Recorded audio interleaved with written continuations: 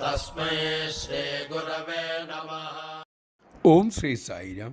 ബാംഗ്ലൂരിലെ വൃന്ദാവനം ത്രയിൽ ഭഗവാനും കുറച്ച് ഭക്തന്മാരും. തിരുസന്നിധിയിൽ നിന്ന് ഒരു ഭക്തൻ സംസാരിക്കുകയാണ്. ഗ്രീസിൽ നിന്നും വന്ന ഒരു ഡോക്ടറാണ് സംസാരിക്കുന്നത്. ബോസ്നിയയിൽ ജനങ്ങൾ അനുഭവിക്കുന്ന ദുരിതങ്ങൾ അദ്ദേഹം വിവരിച്ചു. വികാര തള്ളിച്ചയിൽ പലപ്പോഴും അദ്ദേഹത്തിൻ്റെ വാക്കുകൾ മുറിഞ്ഞുപോയി. അദ്ദേഹം തുടർന്ന് പറഞ്ഞു, ബോസ്നിയയിലെ ആ ജനങ്ങൾക്കിടയിൽ ഭഗവാൻ ബാബ പ്രത്യക്ഷനായി. അവർക്ക് വ്യക്തിപരമായ സേവനങ്ങൾ ചെയ്തു, ഒന്നല്ല പല പ്രാവശ്യം.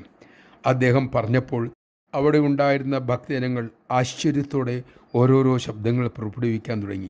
ഭഗവാന്റെ സിംഹാസനത്തിന് അടുത്തിരുന്ന ഒരു മുതിർന്ന ഭക്തൻ തൻ്റെ ആശ്ചര്യം നേരിട്ട് മെല്ലെ സ്വാമിയോട് വെളിപ്പെടുത്തി.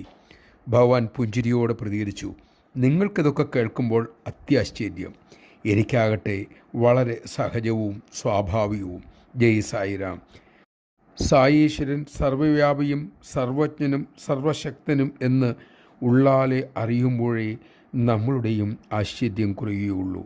എങ്ങും നിറഞ്ഞു നിൽക്കുന്ന സർവേശ്വരന് എന്തു തന്നെ സാധിക്കില്ല. ഈ മഹാസത്യം ഉൾക്കൊള്ളുവാനുള്ള കരുത്തും വിവേകവും ഭഗവാൻ നമുക്ക് നൽകട്ടെ.